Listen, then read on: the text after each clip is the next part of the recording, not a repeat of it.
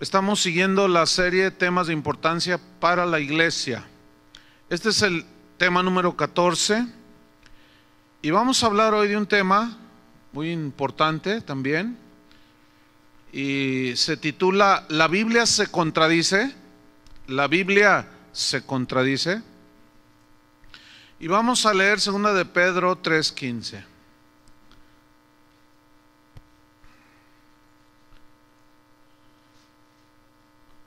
Bien, voy a leer.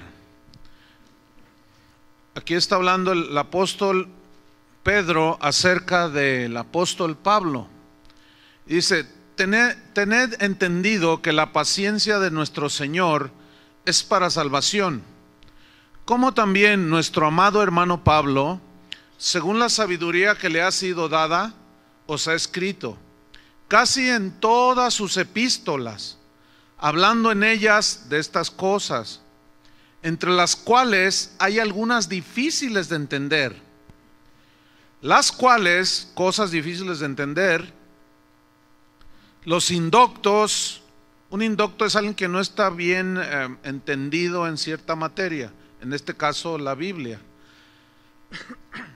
Los indoctos e inconstantes tuercen, ¿sí?, como también las otras escrituras, para su propia perdición.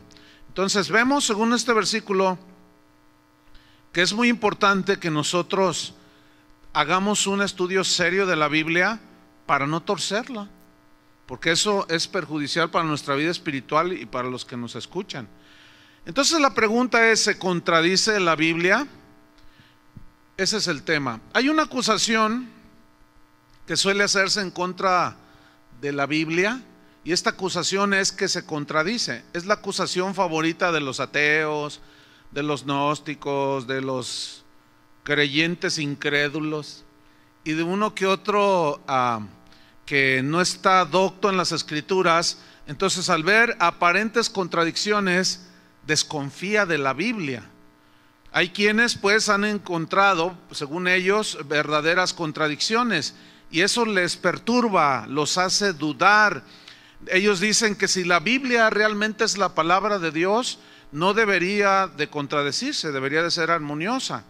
Y vamos a contestar a esas supuestas contradicciones esta mañana. Entonces hay que tomar en esta contestación, para que a ustedes se les aclare, hay que tomar en cuenta varios aspectos. Por ejemplo, la Biblia, los 66 libros de la Biblia que tenemos ahí, fueron escritos por 40 autores, 40, en un lapso de 1500 años, en un periodo de 1500 años. Tomemos en cuenta que los escritores bíblicos tenían diferentes antecedentes culturales, sociales, también tenían distintos estilos de escritura y, por supuesto, todas aquellas supuestas diferencias o contradicciones se reflejan en lo que escribieron. Sin embargo, cuando cada escritor trata, por ejemplo, si dos escritores o tres de la Biblia tratan un mismo suceso, pues es entendible que cada uno de ellos puede dar detalles que otro omite, o el otro da detalles que este otro omite. Se los voy a ilustrar. Por ejemplo, hay un asalto. Ya ve que aquí en Guadalajara no asaltan bancos. Vamos a suponer que asaltaron uno allá eventualmente, ¿no? Entonces hay 4 testigos. Entonces la policía comienza a investigar e interroga a los 4 testigos. Entonces uno dice, eran 5 ladrones, 5 asaltantes. Entonces otro dice, eran 6. Otro dice, eran 4. Entonces los reporteros también ellos escuchan lo que dicen los testigos. Entonces ellos reportan ciertos detalles. Ellos lo ven desde una óptica. Un periodista puede estar cerca del acontecimiento y llegar más rápido que otro. Entonces puede captar más cosas que el otro que llegó un poco más tarde no captó. Pero a la hora de escribir en los diarios, puede haber detalles. Puede decir, eran 5 asaltantes. El mural puede decir, eran 5 asaltantes. El informador puede decir, eran 6 asaltantes. El asunto es que esa diferencia no es nada importante. El hecho importante es que asaltaron el banco, ¿sí? Y como cada escritor tuvo diferentes circunstancias al escribir, pues aparentemente hay una contradicción. Entonces, si leyéramos una contradicción aparente así en un diario, ¿cómo nosotros catalogaríamos ese escrito? ¿Como falso? ¿Como mentiroso? ¿Como que no sirven esos diarios? Por supuesto que no. Entonces, los escritores bíblicos tratan igualmente de diversas maneras los acontecimientos que ellos narraron. Y esto explica las aparentes contradicciones. Algunos escritores pudieron considerar el asunto que narraron o que escribieron, lo pudieron considerar de una manera cronológica, ¿sí? Otros no, otros pudieron haberlo tratado por un orden diferente, en base a ciertas costumbres inclusive. Pero hay una máxima en matemáticas que dice que el orden de los factores, ¿qué? No altera el producto. Entonces, en esta enseñanza vamos a hablar de algunas supuestas contradicciones que algunos supuestamente han encontrado en la Biblia, y vamos a ver que no hay tales contradicciones. Entonces vamos a tomar en cuenta los puntos que yo he mencionado. Por ejemplo, el número 1, Mateo 8:5. Súbeme el monitor, sí, por favor, un poquito. Mateo 8:5. Aquí vamos a ver el caso del centurión y los ancianos. ¿Qué sucedió con este centurión y los ancianos? Mateo 8:5. Dice así: entrando Jesús en Capernaum, vino a él un centurión, rogándole y diciendo: Señor, mi criado está postrado en casa, paralítico, gravemente atormentado. Según Mateo, aquí llegó un centurión, que era un soldado romano, y le rogaba que Jesús hiciera algo por su siervo. Pero esta misma historia Lucas la narra en su evangelio. Vamos al capítulo 7 de Lucas, versículo número 3. Afuera, un poquito. Lucas 7:3. Vamos a ver cómo hay una aparente contradicción aquí. Lucas 7:3. Es el mismo acontecimiento. Dice así: cuando el centurión oyó hablar de Jesús, le envió unos ancianos de los judíos, rogándole que viniese y sanase a su siervo. ¿Cuál es el punto importante en esta narración? Que el siervo estaba enfermo. Ese es el punto central de la narración. Pero si ustedes notan, Mateo y Lucas parece que se contradicen, porque Mateo dice que vino el centurión y Lucas dice que el centurión envió a unos ancianos a rogarle que fuera a hacer algo por su siervo. Entonces la pregunta es: ¿fue el centurión el que habló con Jesús o fueron los ancianos? La respuesta es muy sencilla.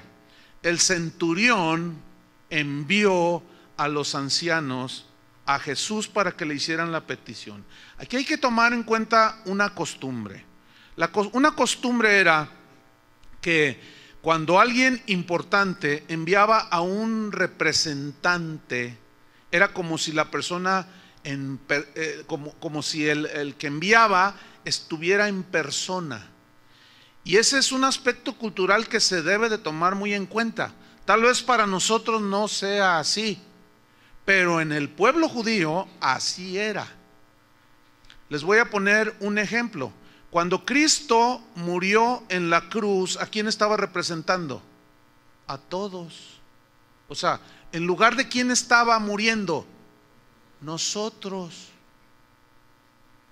Ese es un concepto de la cultura judía, que los ateos, los indoctos y algunos hermanos que no tienen un estudio, digamos así, básico de la escritura, no toman en cuenta. Hay unos manuales que yo les recomiendo, así entre comillas, que se llaman Usos y Costumbres del Pueblo Hebreo.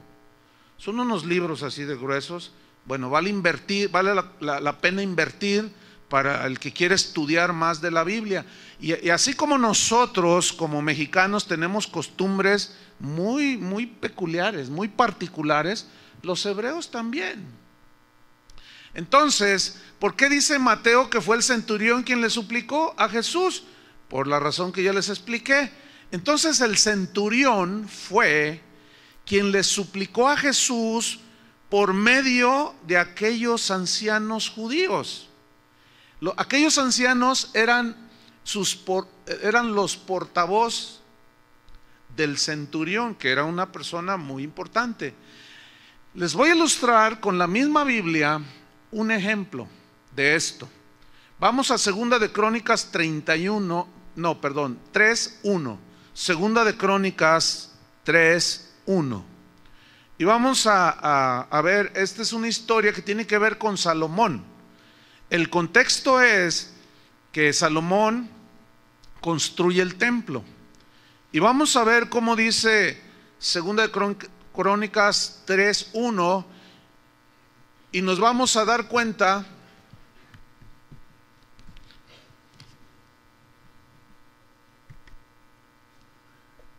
de una cosa. Si nosotros tomamos el texto literal, pues nos vamos a desviar. ¿Ya lo tiene? Vamos a leer, dice: comenzó Salomón a edificar la casa de Jehová en Jerusalén, en el monte de Moriah, que había sido mostrado a David su padre, en el lugar que David había preparado en la era de Ornán Jebuseo. Aquí, según el versículo, si lo tomas tal cual es, así como se lee, se puede entender que Salomón fue el que construyó personalmente el templo. ¿Sí o no? O sea, construyó Salomón el templo. Pero la pregunta es, ¿lo construyó él personalmente? No. Es una expresión, en este caso es una expresión, pero realmente, ¿quiénes construyeron el templo? Pues los albañiles, los artesanos, los obreros fueron los que construyeron el templo. Ahora, ¿quién estaba detrás de todo? Salomón. Por eso se le atribuye a él que construyó el templo. Entonces, en el caso del centurión, bueno, efectivamente fueron los ancianos judíos que fueron delante de Jesús, pero en representación ¿de quién? Del centurión. Entonces, el Evangelio de Mateo nos dice que el centurión fue el que abordó a Jesús, pero Lucas da un detalle adicional que dice que fue mediante los ancianos judíos. Para el judío no hay ningún problema en esta aparente contradicción, porque ellos entienden perfectamente bien el aspecto cultural y de costumbres. Otro ejemplo, vamos a Mateo 20, versículo 20. Mateo 20, 20.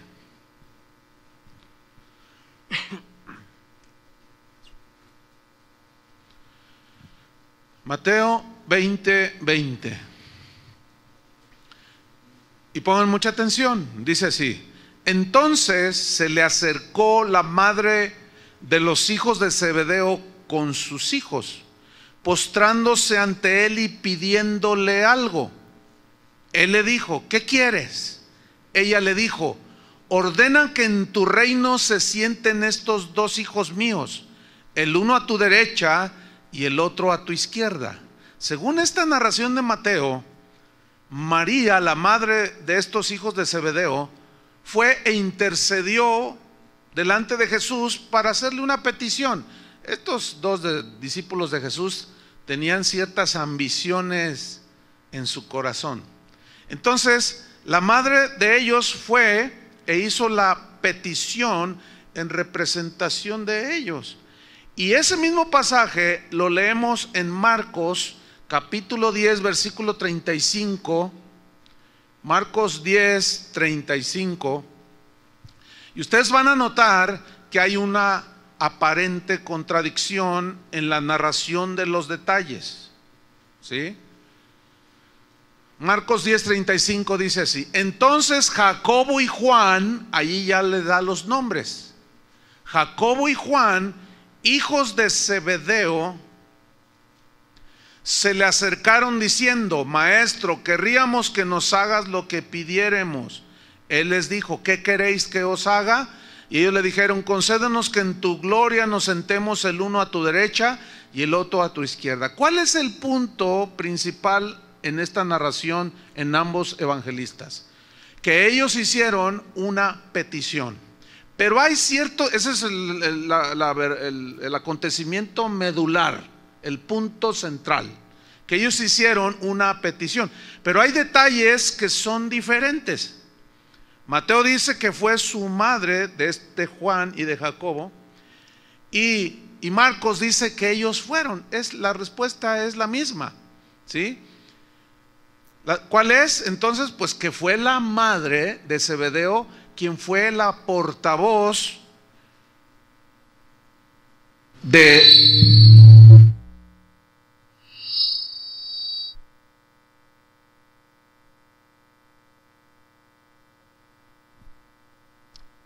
Ya ven que el diablo anda suelto por ahí. A ver, ¿qué pasó? ¿Ahí está? Ok. Bueno, entonces estábamos narrando que Mateo da una narración y él dice que fue la mamá o la madre de Jacobo y de Juan, mientras que Marcos dice que fueron ellos mismos. No, la verdad, o sea, la contradicción, no hay contradicción. ¿Por qué? Porque es el mismo caso que el anterior que acabamos de ver. Es decir, que efectivamente fue la madre de estos dos quien fue la portavoz de esto, de Jacobo y de Juan. Entonces no hay ninguna contradicción. ¿Por qué? Pues porque Marcos era muy distinto a Mateo, y Mateo lo quiso hacer, digamos, literal, la narración, mientras que Marcos dijo: no, fueron ellos. Que para el judío, el hebreo, no había ninguna contradicción. Espero me esté explicando. Ahora, ¿por qué tratar un tema como este? Porque hay varias razones. Una de ellas es porque, por ejemplo, usted se encuentra con algún ateo, con algún escéptico, y entonces ellos tienen muy bien calculadas las preguntas que les hacen a los que creemos en la Biblia. Y si usted no tiene un mínimo conocimiento, no, pues lo dejan tambaleando, ¿verdad? Te sacan dos versículos como eso, porque nada más eso es lo que saben hacer: mirar las aparentes contradicciones. Entonces, a ver, explícame. Y si usted no sabe explicar, si usted no conoce, pues lo dejan ahí tambaleando. Y como consecuencia, usted puede entrar en dudas respecto a la palabra de Dios, porque usted comienza a decir: ¿y si esto que está diciendo aquí no es verdad? No, hermanos, ciertamente hay más de 100 aparentes contradicciones en la Biblia. No las podemos ver todas, obviamente. Por ejemplo, hay una que Jesús en Juan dice: por ellos yo me santifico a mí mismo. La pregunta es: ¿se santifica el santo? No. Entonces parece una contradicción, pero no hay ninguna contradicción, porque ahí santificarse significa consagrarse en el griego. O sea, tiene unos aspectos que tenemos que escudriñar para darle la correcta interpretación. Pero los indoctos, bájale acá un poquito, pero los indoctos y los inconstantes, ¿qué hacen? Tuercen. Y esa es la gravedad en este tema. Vamos a ver otro ejemplo. Déjeme darle algún principio importante. Mire, yo les he enseñado que una de las reglas de interpretación de la Biblia, para no desviarnos, es un principio que se conoce como el principio del contexto. ¿Se acuerdan de eso? ¿Qué es el contexto en un texto? Es lo que viene antes y después del texto. Pero también se habla del contexto general de la Biblia. Es decir, ¿qué dice toda la Biblia respecto a ese tema que parece controversial o difícil de interpretar? Recuerde bien esto: cuando usted no entienda un texto, no trate de entenderlo aislado de los versículos anteriores y posteriores. No va a poder, se va a torcer. No se puede. Se tiene que leer lo que viene antes y lo que viene después. Si todavía le cuesta trabajo entenderlo, tiene que buscar en su concordancia sobre versículos que hablan, que se conocen como paralelos, que hablan del mismo tema, para que usted tenga todo el panorama del contexto de la Biblia. No sé si me expliqué. Eso es muy importante, porque le sacan un versículo así nada más. Ay, sí, ay, no se ponga nervioso, no se ponga nerviosa. Lo que tiene que hacer es, a ver, vamos a leer lo que viene antes, inclusive 2, 3 capítulos antes, 1 o 2 capítulos después, para poder entender el texto. Y usted se va a dar cuenta que la Biblia habla sola, es decir, se interpreta sola. Y eso es lo que va despejando las dudas en las cuales eventualmente alguien puede entrar por la hostigación de los que quieren avergonzar a la Biblia. Entonces este punto es muy importante. Un ejemplo clásico así, pero clásico, de los que quieren avergonzar a la Biblia es este. A ver, te preguntan, ¿de dónde salió la esposa de Caín? ¿Nunca le han hecho esa? ¿Verdad? Es la favorita de los ateos y de los que quieren avergonzar la Biblia. A ver, pues si nada más estaba Adán y Eva, Caín y Abel, y luego Caín mató a su hermano, y luego se va a Caín, y luego se casa. A ver, ¿de dónde? Entonces dice el ateo, dice, no, pobre cristianito, ya lo avergoncé. Pero vamos a aplicar este principio que yo les mencioné del contexto. ¿Están listos? Ok, vamos primero a Génesis capítulo 4. Génesis 4, versículo número 15. Génesis 4, 15. Aquí está narrando después de que Caín mató a su hermano.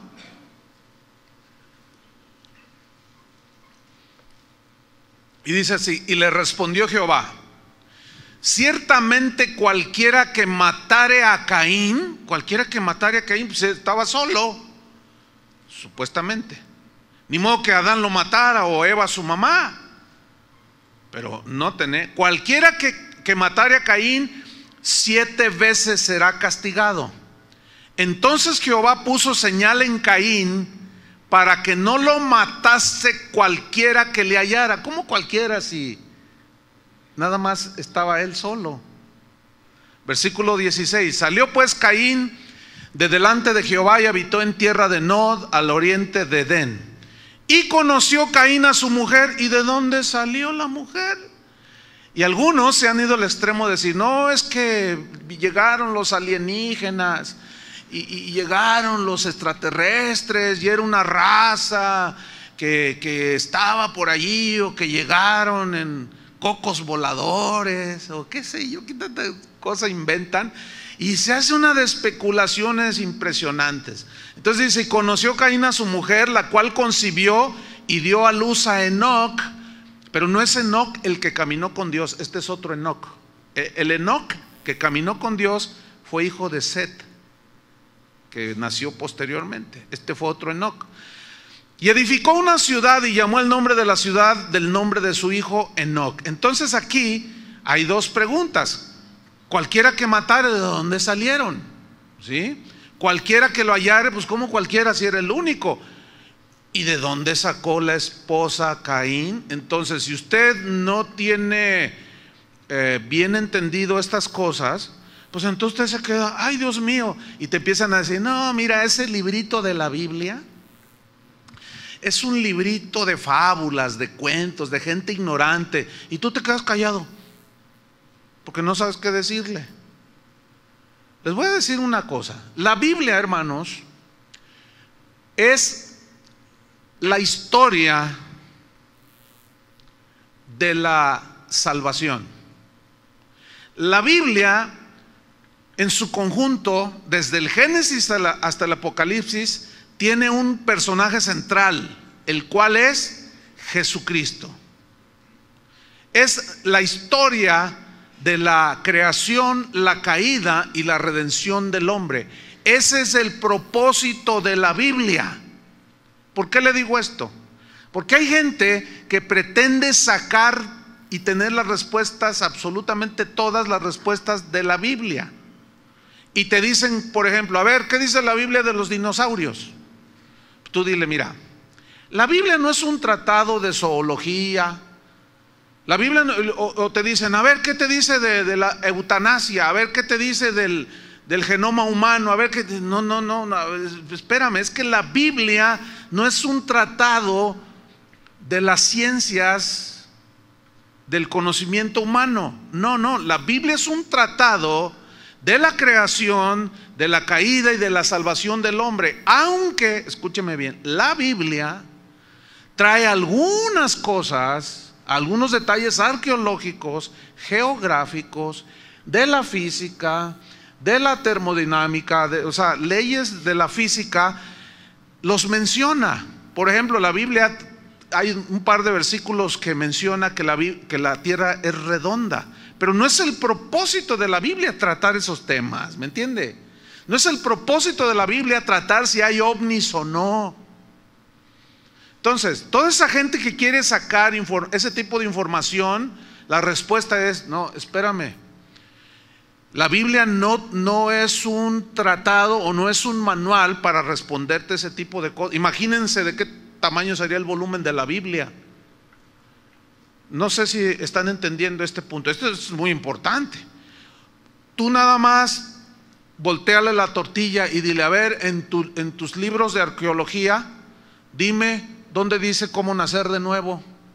Y te va a decir, ¿qué?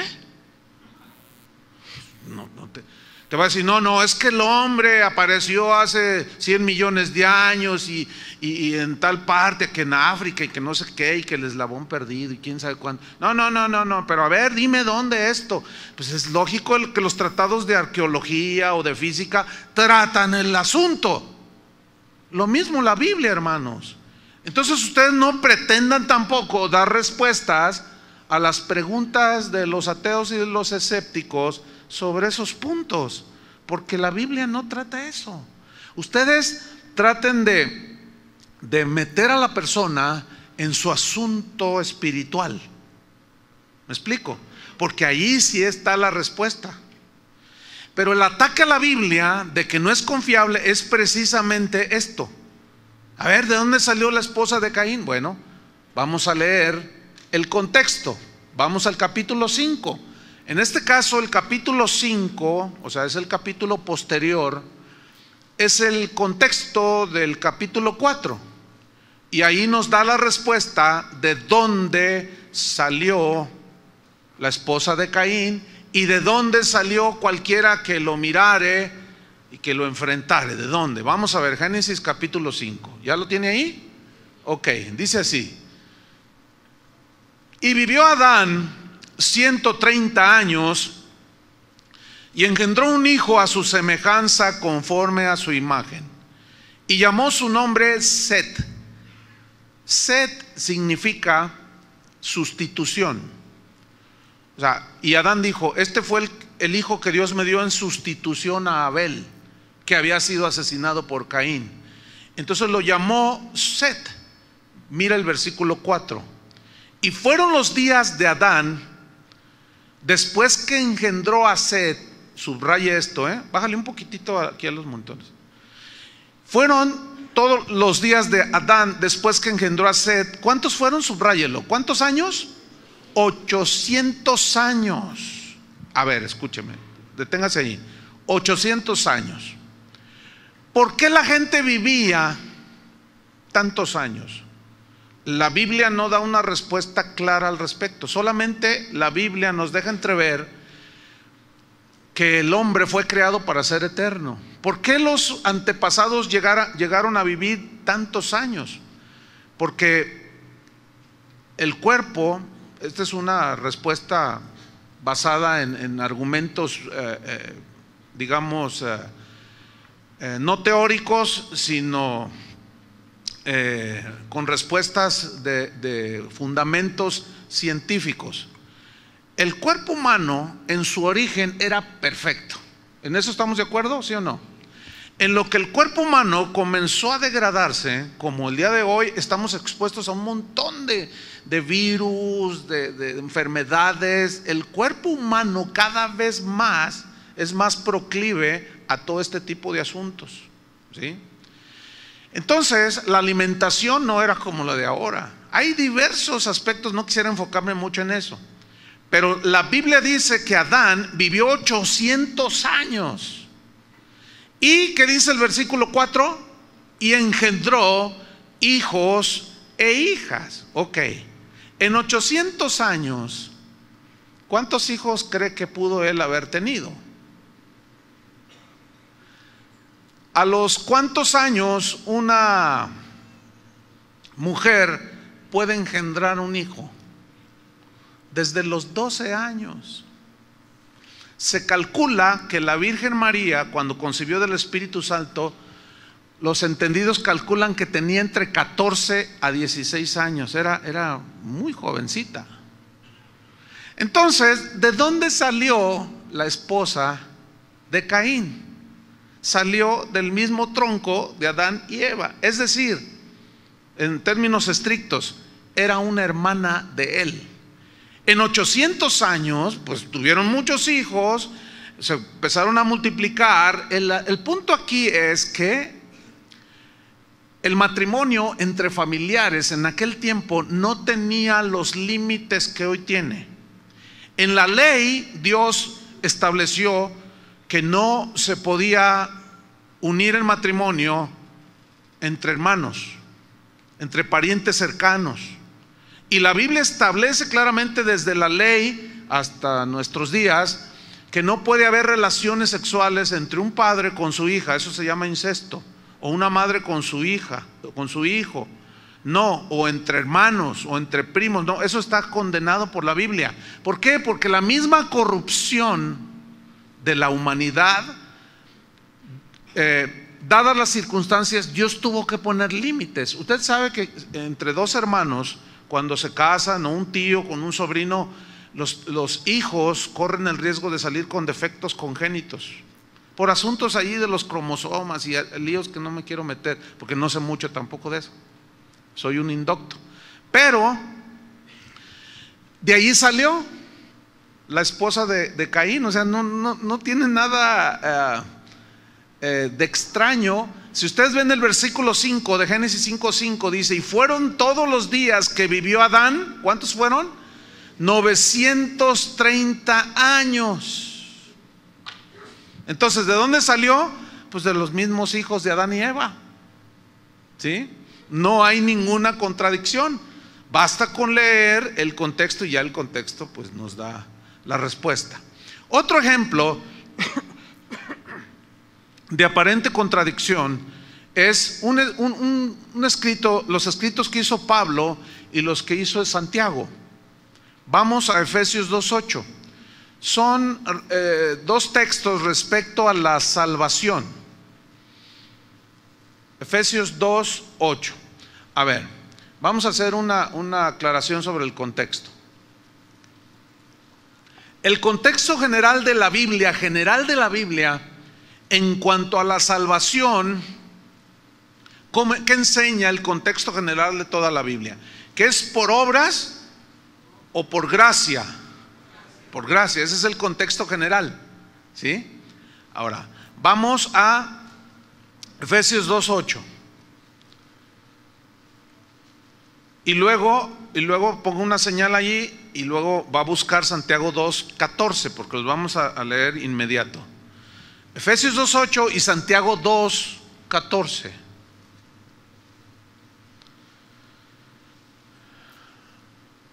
Un consejo pastoral. Si usted va a la escuela, a la universidad, ¿qué tiene que llevar?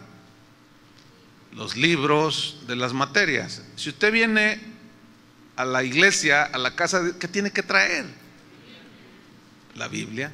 Entonces el consejo pastoral es que necesita comprarse una Biblia. Necesita traer una Biblia. A menos que tenga mente de computadora, lo cual lo dudo. Lo dudo. No, hermano. Es que tenemos que ir más allá. No podemos quedarnos ahí, en el simple cristianito ahí, porque a la hora de que se le presenten los vientos, los ríos que dan con ímpetu contra su casa, usted no va a saber ni cómo buscar nada. ¿Me está entendiendo? Y no lo tome a la ligera lo que le estoy diciendo, tómelo en serio. Estoy hablando muy en serio. Compre su Biblia. Cada vez que venga aquí, traiga su Biblia y traiga en qué anotar. Eso es fundamental para la vida espiritual de un cristiano, porque al rato, oiga pastor, ¿me puede repetir toda la predicación? No te la voy a repetir. Oye, no, ¿qué pasó? Tu irresponsabilidad no te hace inocente, porque a la hora de la hora algunos no saben qué hacer. ¿Qué hago? Tienes que saber buscar, tienes que saber escudriñar. Consejo pastoral. ¿Van a obedecerlo? Porque la Biblia dice: someteos a vuestros pastores. Y esto está dentro del límite, ¿no? Entonces, ¿qué van a hacer? A comprar su Biblia y a traer su Biblia. A menos que no puedan leer o no sepan leer.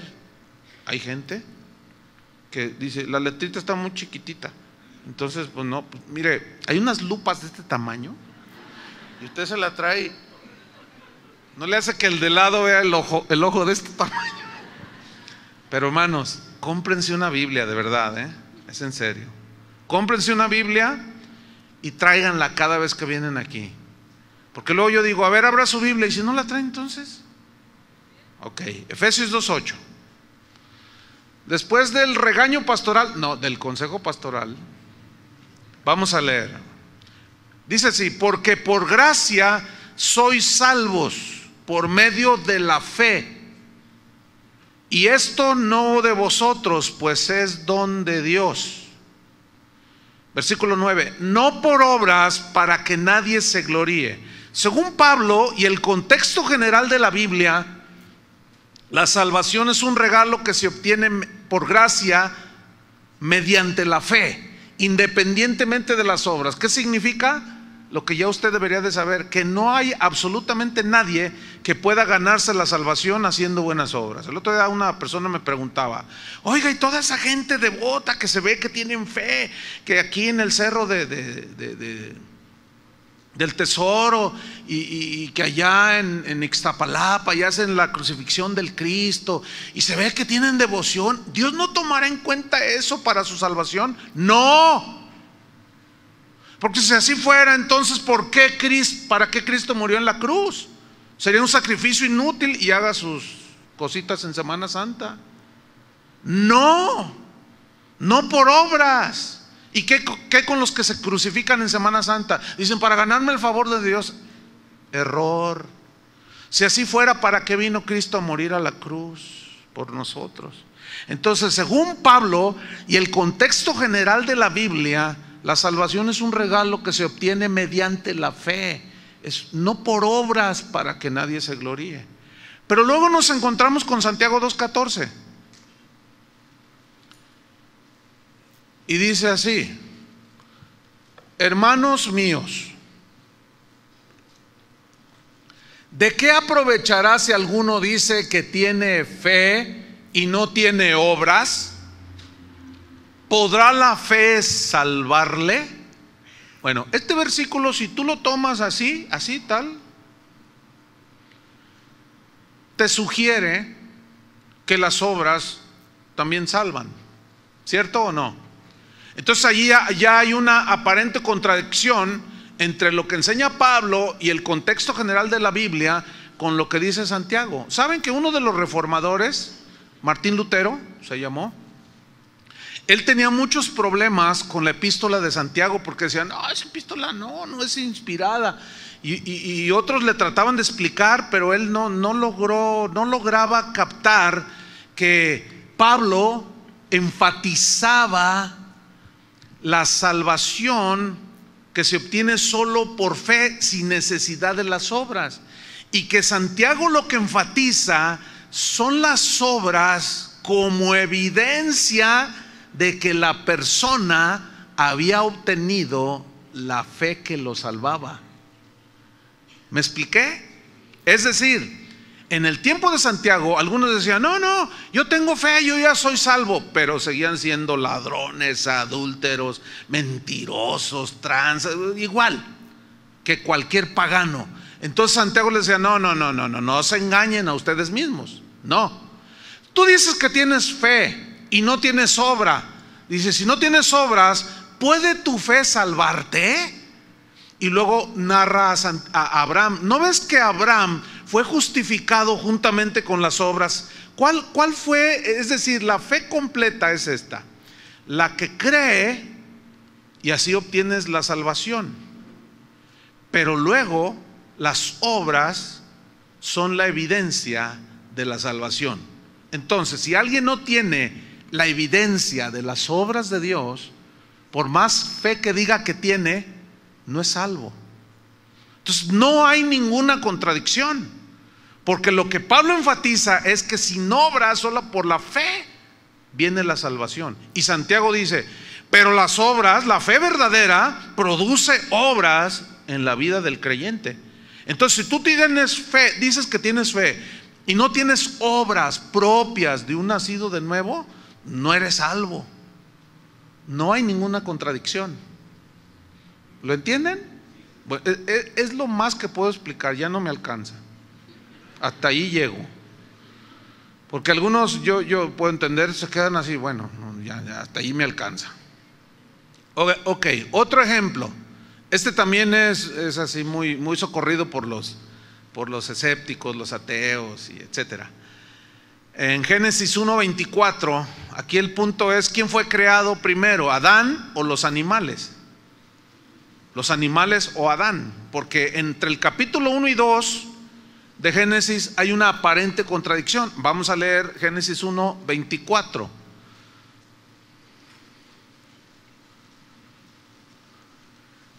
Dice así: luego dijo Dios, produzca la tierra seres vivientes según su género, bestias y serpientes y animales de la tierra según su especie. Y fue así. E hizo Dios animales de la tierra según su género, y ganado según su género, y todo animal que se arrastra sobre la tierra según su especie. Y vio Dios que era bueno.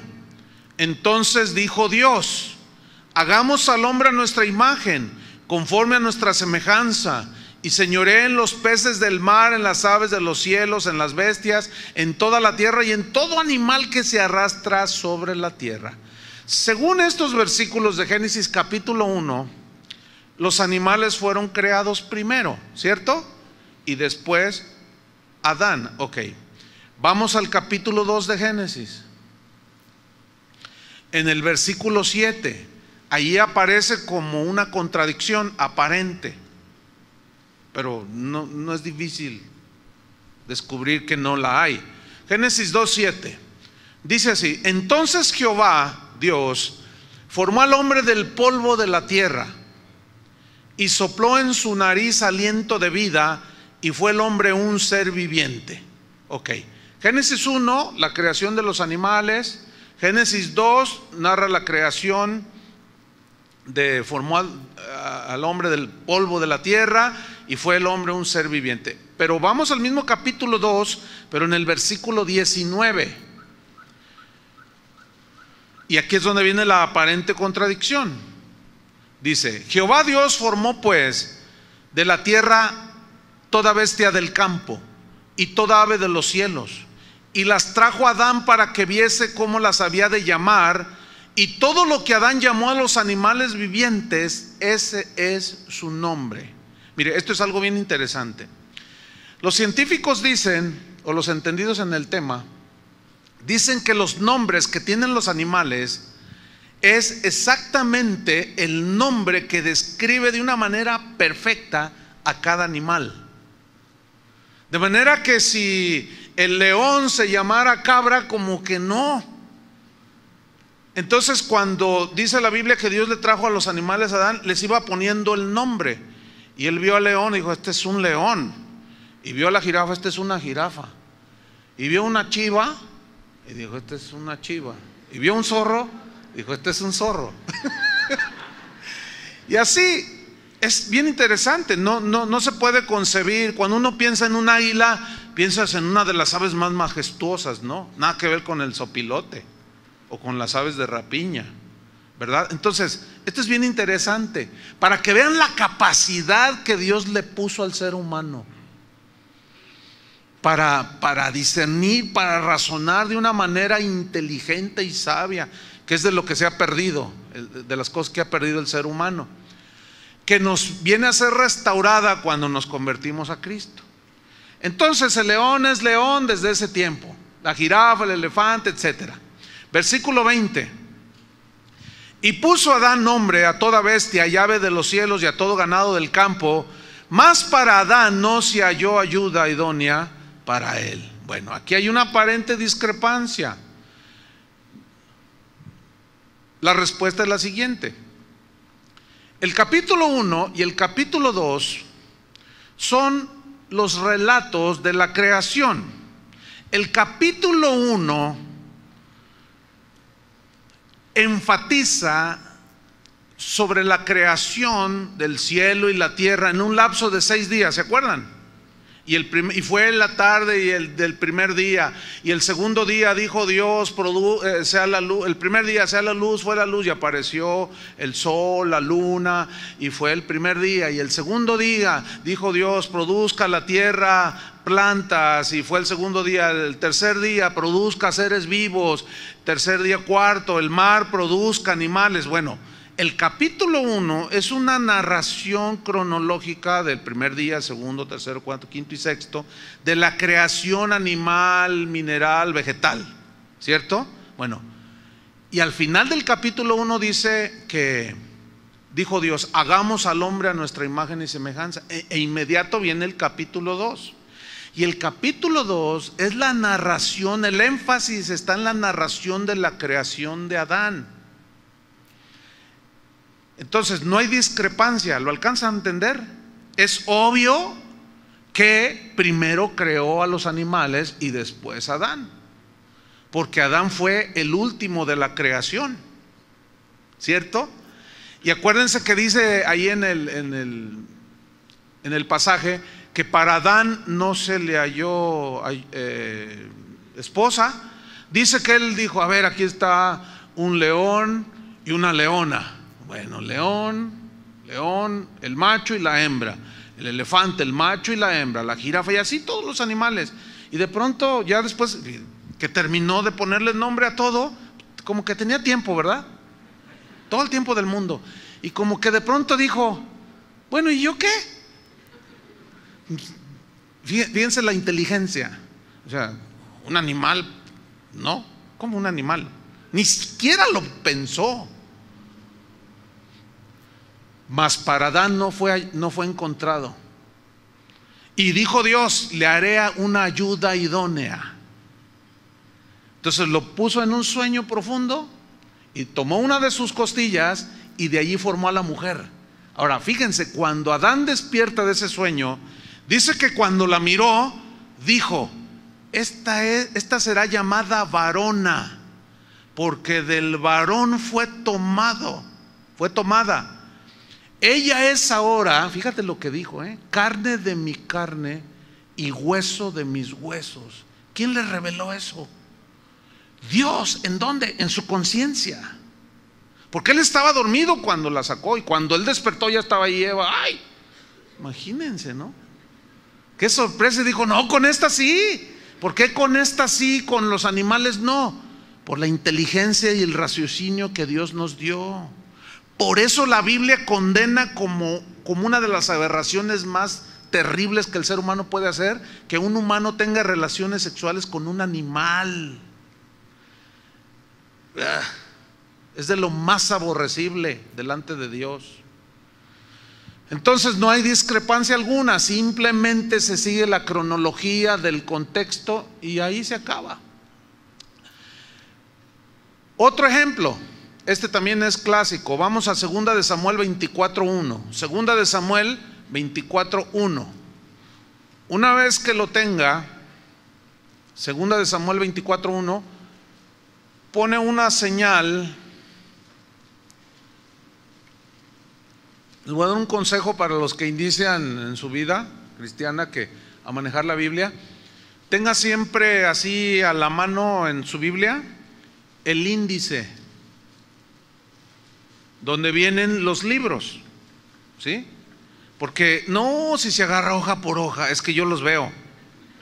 Yo digo, Apocalipsis capítulo 7, y empiezan desde el Génesis, empiezan. No.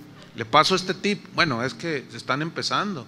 Pero lo triste sería gente que tiene 5 años y todavía no sabe encontrar. No, este consejo me lo dieron a mí porque pues a mí se me hacía un libro de este tamaño. Y yo decía, ¿y por qué no le pusieron monitos? Puras letritas chiquitas. Me dijeron, mira, te doy un consejo, me dijo alguien, un joven.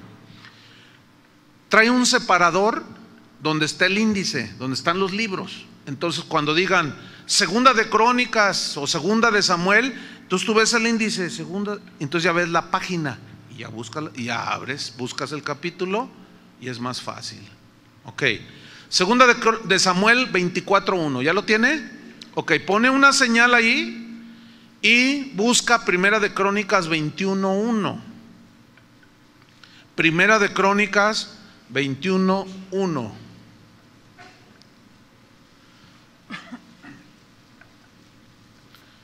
Primera de Crónicas 21:1. Dice así, vamos a leer primero 2 de Samuel 24:1. Aquí está otro ejemplo de esos clásicos favoritos de los ateos. Dice así: volvió a encenderse la ira de Jehová contra Israel, e incitó a David contra ellos a que dijese: ve, haz un censo de Israel y de Judá. Ok, aquí, según el texto, dice que Dios, molesto, incita a David para que haga un censo. Y en 1 de Crónicas 21:1, aquí es donde está una aparente contradicción. Dice así: pero Satanás se levantó contra Israel e incitó a David a que hiciese censo de Israel. La pregunta es, ¿quién incitó a David? ¿Dios o Satanás a que hiciera un censo? ¿Quién fue el que incitó? Ok, la respuesta es la siguiente. Dios fue el que permitió, fíjense, pongan mucha atención, que David hiciera un censo. ¿Por qué permitió? Miren, Dios conoce el corazón de cada uno de nosotros. ¿Están entendidos de eso, verdad? Ok, conocía perfectamente el corazón de David. Él sabía las actitudes que estaba teniendo Israel contra Dios. Entonces Dios estaba molesto con el pueblo. Y David, que también andaba allí en ese momento algo en su corazón guardando. Y Dios sabía que en el corazón de David había un cierto orgullo porque ganaba muchas batallas. Entonces Dios vio eso, ¿sí? Entonces dice en Samuel que Dios incitó a David para que contara al pueblo, para que dijeran: son tantos. Y David dijera: con razón ganamos, nadie puede contra nosotros, somos un ejército enorme, grande. Lo que Dios quería hacer era tratar el orgullo de David, hermanos. Pongan atención, porque aquí hay un principio. Dios conoce nuestros corazones, ¿cierto? Nosotros ignoramos muchas veces qué es lo que está anidado en nuestro corazón. pero Dios sí lo ve. Si por ejemplo tu corazón es con tendencia a la amargura, a la envidia, qué sé yo, es un ejemplo nada más. Dios sabe cuál es la inclinación de tu corazón. Normalmente nosotros no nos damos cuenta que estamos en esa condición del corazón. ¿Qué hace Dios? Permite ciertas circunstancias para que nos demos cuenta de lo que hay en nuestro corazón.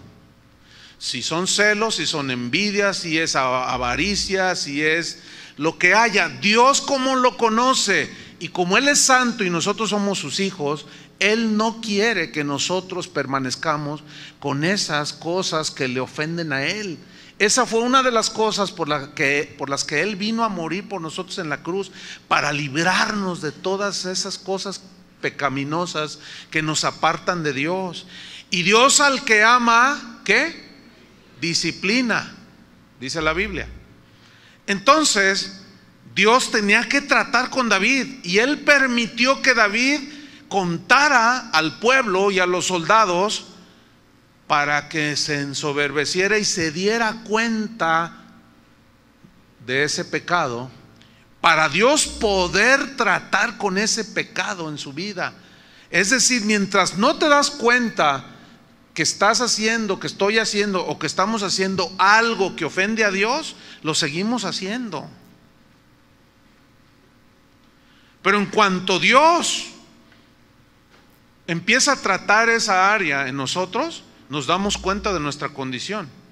Ahora, aquí el asunto es que dice que Dios incitó a David para que hiciera el censo, pero Crónicas dice que Satanás fue el que incitó a David a que hiciese el censo. No hay ninguna contradicción aquí, hermanos.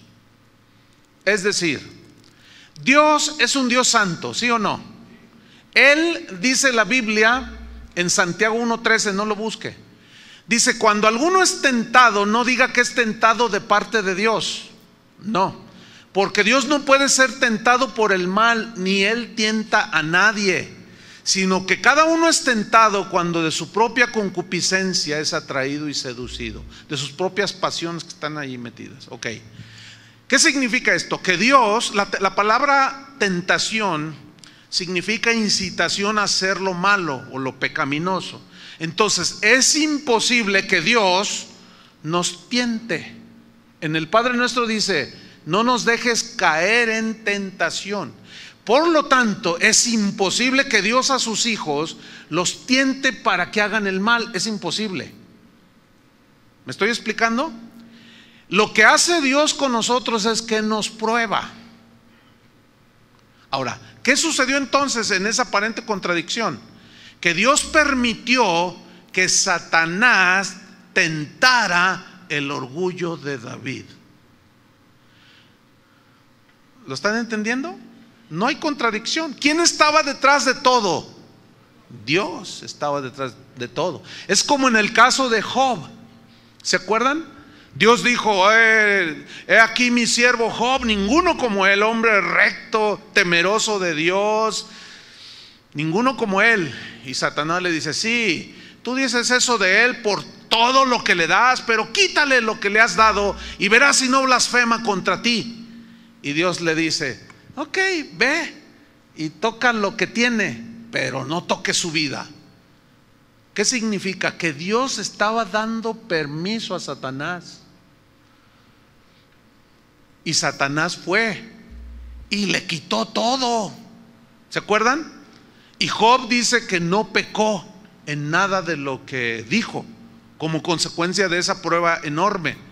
Es decir, que Dios es el que tiene el control de todo. Martín Lutero, que efectivamente, no porque no entendiera bien la epístola de Santiago significaba que era un ignorante, no, era todo un erudito, pero en ese tiempo así estaba la situación. Y Martín Lutero dijo de Satanás, dijo: aún Satanás sirve a Dios. Ese sirve es entre comillas, obviamente, ¿no? Porque Satanás no tiene él no tiene autonomía en sí mismo. Tiene cierto límite para hacer cosas, ciertamente, Pero en cuanto a nosotros, hermanos, en cuanto a que nos toque o no nos toque, eso queda en el permiso de Dios. ¿Se acuerdan que Jesús permitió que Satanás zarandeara a Pedro? ¿Por qué? ¿Por qué? ¿Por qué fue tentado de esa manera? Porque Pedro era muy autosuficiente. Yo hasta la muerte contigo, yo daré mi vida. Y Jesús dijo, te voy a enseñar. Mira, Satanás me ha pedido, te quieres zarandear como a trigo, y he rogado que tu fe no falte. En otras palabras, le di permiso. Y el contexto general de la Biblia nos muestra claramente que el tentador es Satanás, no Dios. Entonces Dios estaba detrás de todo el panorama en la vida de David para sacar el orgullo que había en su corazón. Dios permitió que Satanás tentara e incitara a David para que hiciera el censo. No sé si me expliqué. Satanás es el tentador. En Mateo 4, no lo busque, allí narra la tentación de Jesús. En el versículo 2 dice que después de haber ayunado 40 días y 40 noches, Jesús tuvo hambre. Y vino a él, ¿quién? El tentador. Y le dijo, si eres hijo de Dios, di que estas piedras se conviertan en pan. Y Jesús le responde, escrito está, Satanás, no solo de pan vivirá el hombre, sino de toda palabra que salga de la boca de Dios. ¿Por qué? ¿Por qué Satanás tentó a Jesús? ¿Y por qué Jesús nunca cayó en la tentación? Porque Jesús no tenía la naturaleza que nosotros tenemos. Él era humano, pero él no tenía la naturaleza pecaminosa que tú y yo heredamos. Eso yo lo he explicado en otras ocasiones. Entonces, Satanás hace su papel de tentador, pero no Dios. Dios nos prueba, que es diferente. Prueba nuestra fe, prueba nuestras reacciones, y en ocasiones nos prueba permitiendo que Satanás nos tiente en las áreas que debemos corregir para que salga la luz y nos demos cuenta y le digamos al Señor, Señor, ayúdame. Estoy amargado, yo no me daba cuenta que tengo resentimiento, yo no me daba cuenta que era envidioso, yo no me daba cuenta, pero vino la tentación, ¿verdad? Tu vecino le regalaron un auto último modelo y tú tienes una bicicleta. Entonces tú dijiste, ¿y por qué a él sí, Señor? Él es un hijo del diablo, yo soy un hijo de Dios. ¿Y por qué no me das un carro? Ese no merece nada. Tranquilo, mira lo que estás diciendo. ¿Qué permitió Dios? ¿Quién te está tentando para que digas todo eso? ¿Dios? No, Satanás. Nos tienta en nuestra concupiscencia, en nuestras pasiones, para que nos demos cuenta en dónde estamos y limpiemos nuestras maldades con la sangre de Cristo. ¿Cuánto le dan gracias al Señor? Entonces no hay ninguna contradicción, hermanos. Dios incitó, sí, en el sentido y que permitió a Satanás que tentara el orgullo de David. ¿Entendieron? Bien. Vamos a otro ejemplo final. Vamos a Segunda de Samuel. Segunda de Samuel 24:13.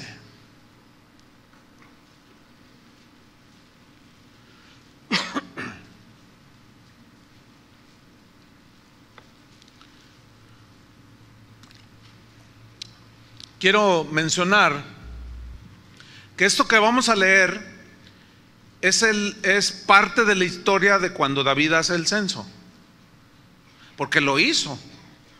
Pero después de que lo hizo, bueno, salió aquello y viene la disciplina del Señor. Leamos 2 de Samuel 24:13 y luego buscan también 1 de Crónicas 21:12, porque ahí hay otra aparente contradicción. Pero vamos a ver qué interesante está esto.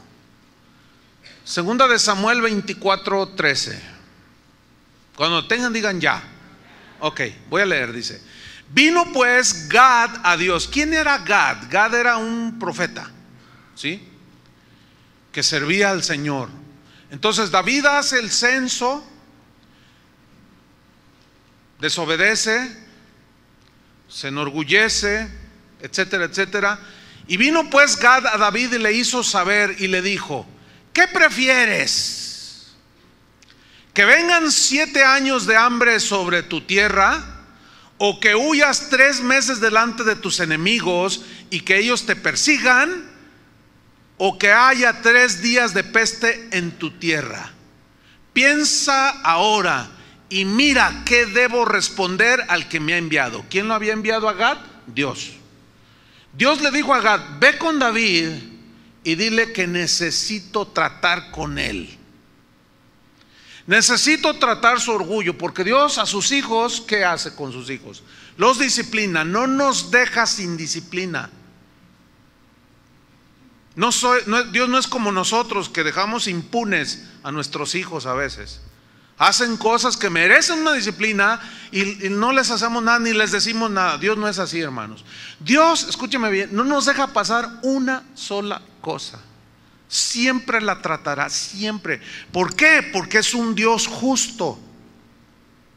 Y su justicia lo impulsa a disciplinarnos cuando violamos sus principios y cuando anidamos malas pasiones y estamos en ellas viviendo.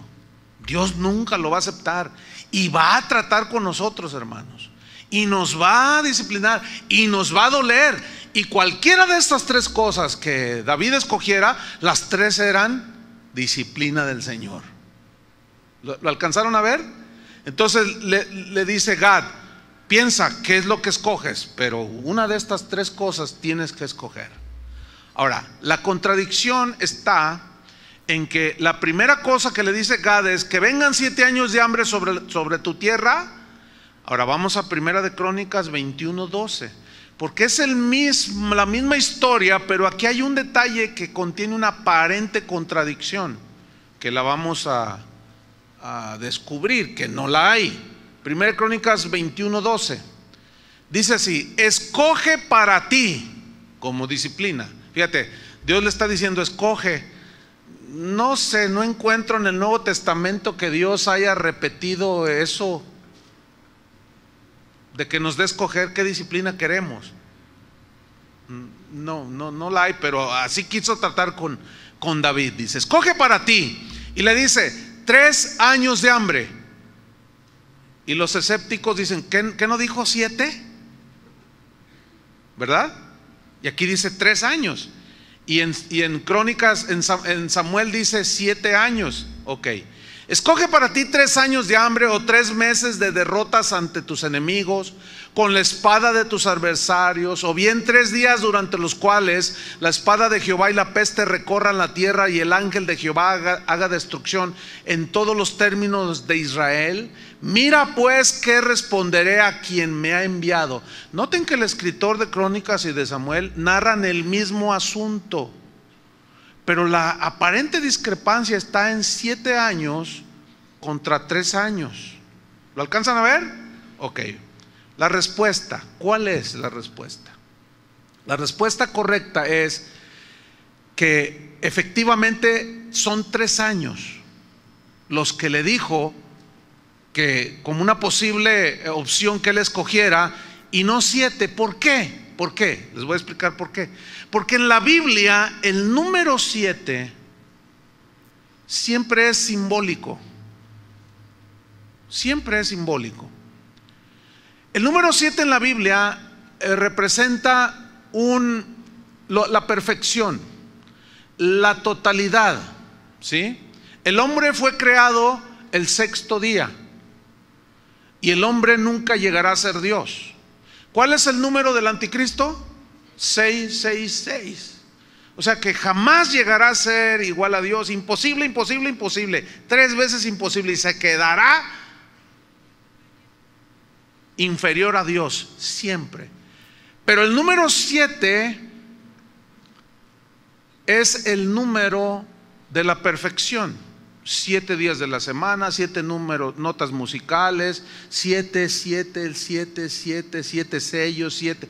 Entonces, aquí el asunto es este: Dios es un Dios de justicia. Pongan mucha atención, este es el último ejemplo que pongo. Dios es un Dios de justicia.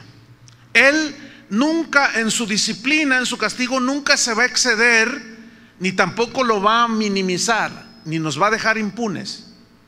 ¿Se acuerdan que en la ley existía algo que se conocía como la ley del talión? Que consistía básicamente en que si tú agredías a una persona y le tirabas una piedra y le vaciabas un ojo, la ley decía ojo por ojo, diente por diente, mano por mano. Si tú le cortabas la mano con un machete, la ley del talión decía, dada por Dios, decía que ese mismo castigo debía de recibir la persona. Entonces, si le sacabas el ojo, el juez decía, la condena es que te saquen el ojo, ojo por ojo, diente por diente. ¿Saben que detrás de la ley del talión hay un fundamento realmente sólido, maravilloso? No sé cómo nombrarlo, tiene muchos calificativos. ¿Por qué? Porque la ley del talión ni se excedía en el castigo, ni lo minimizaba el castigo, sino era totalmente justo el castigo. ¿Cuál era el castigo que merecíamos nosotros? La muerte, ¿sí o no? Menos no, más no, la muerte, punto. ¿Quién murió por nosotros? Cristo, el sacrificio perfecto. Por eso es que ya no hay otros sacrificios. Cristo es el sacrificio perfecto. Ahora bien,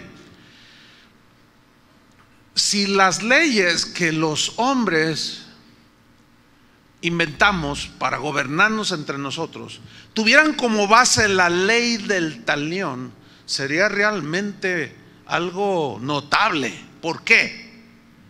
Cuando a usted le roban su auto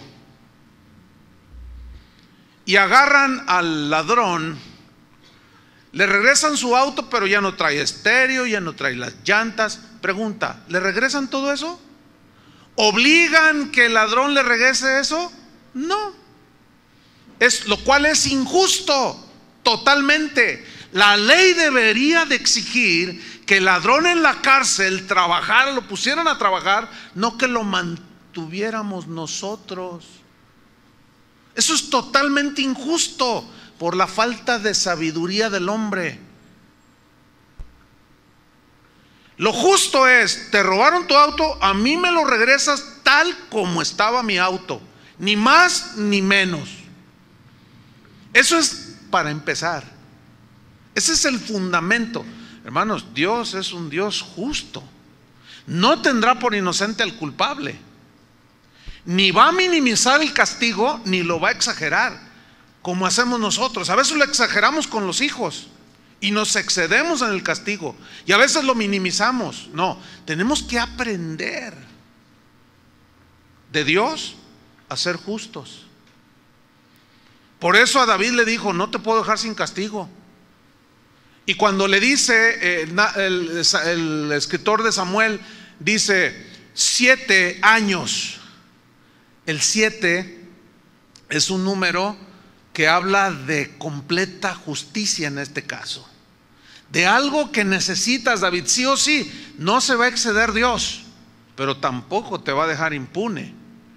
En Génesis 4:15, cuando se refiere a Caín, que leímos, el que matare a Caín, dice 7 veces será castigado. 7 veces es simbólico, habla de que tiene que haber un castigo proporcional a la falta, ni más ni menos. En realidad lo que estaba diciendo aquí el escritor de Crónicas, ese es el verdadero sentido, 3 años, porque el 7 es simbólico. Y hay muchos textos respecto a este punto del número 7 que es simbólico. Termino con esto, hermanos. La Biblia es un milagro. Es un milagro porque el Espíritu Santo, en su sabiduría, logró condensar de una manera maravillosa toda la historia del ser humano. Jesús es el centro de la Biblia. Por eso es que el mensaje central del cristianismo es Cristo. El mensaje central es el personaje de Jesús. es la persona de Jesús. Desde el Génesis hasta el Apocalipsis aparece Jesús detrás de los símbolos, de las sombras, que se va revelando hasta el Nuevo Testamento. Y ya tenemos la realidad que es Cristo. Pero Jesús es el tema principal y central de la Biblia. Por eso nuestra enseñanza tiene que girar siempre en torno a la persona de Cristo. Por eso yo les he estado enfatizando que debemos de tomar un equilibrio en todo el consejo de Dios. El tema de la Biblia no es la prosperidad. El tema de la Biblia no son los dones del Espíritu Santo. El tema de la Biblia no es el bienestar de los hijos de Dios. Ese no es el tema de la Biblia. Son temas secundarios que giran alrededor del mensaje central que es Jesús. Espero que me esté entendiendo, ¿eh? ¿Por qué? Porque entonces, ¿cuál debe ser nuestro mensaje? Nuestro mensaje central debe ser Jesús. En nuestra mente y en nuestro corazón debe estar siempre presente Cristo. Por eso somos cristianos. Pero, como dijo Pablo, yo les enseñé todo el consejo de Dios para que ustedes logren tener un equilibrio. Entonces la Biblia, hermanos, es una condensación maravillosa de toda la historia de la creación, el pecado y la redención del hombre. Y como énfasis final, les diré lo siguiente: podemos confiar plenamente en la Biblia como la palabra infalible de Dios. Escúchenme bien, solo en la Biblia yo puedo encontrar la palabra que me va a consolar cuando necesito consuelo. Solo en la Biblia voy a tener la palabra que me va a fortalecer en medio de la prueba. Solo en la Biblia puedo encontrar esa palabra de Dios para mí. Cuando me falta sabiduría, solo en la Biblia yo recurro a la Biblia. Y dice que la Biblia hace sabio, la palabra de Dios hace sabio al sencillo. Entonces, hermanos, confiemos plenamente en la Biblia. Pero esta tiene que ser entendida en toda su dimensión, en todo su contexto, con todos esos puntos que yo acabo de describir en cuanto al tema. ¿Por qué este énfasis? Porque es muy importante, hermanos. Hoy los cristianos dudan de la Biblia.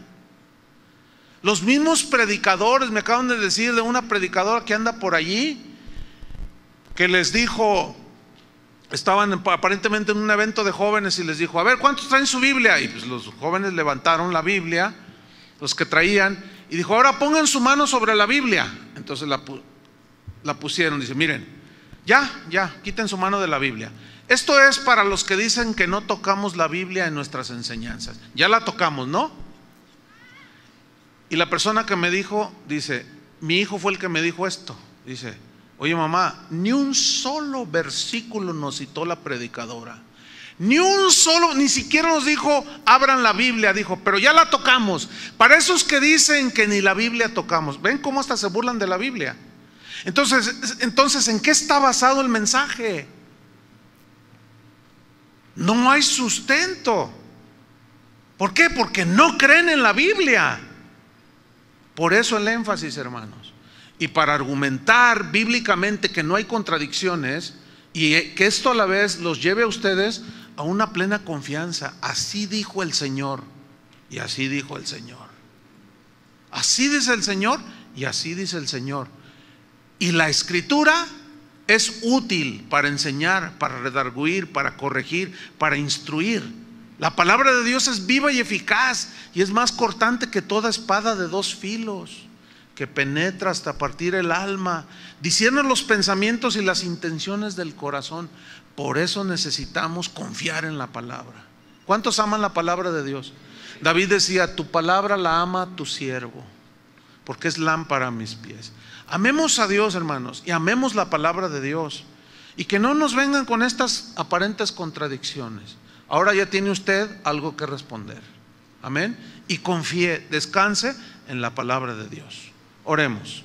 Señor, te damos muchas gracias por tu palabra. Es dulce, es hermosa, a veces es amarga porque nos confronta, pero también nos consuela a la vez, nos fortalece, nos alimenta. Te damos gracias, Señor, porque hay una armonía maravillosa entre tantos libros que componen las Escrituras. Estamos maravillados, estamos impactados de que tú eres un Dios de orden, de que no te contradices, aunque algunos ateos, escépticos, traten de hacer creer que tú te contradices. Imposible. Imposible que Dios se contradiga, imposible que Dios mienta. Padre, te damos muchas gracias por dejarnos tu palabra. En el nombre de Jesucristo, queremos honrarte, Señor, predicando tu palabra, creyéndola y obedeciéndola. En el nombre de Jesús.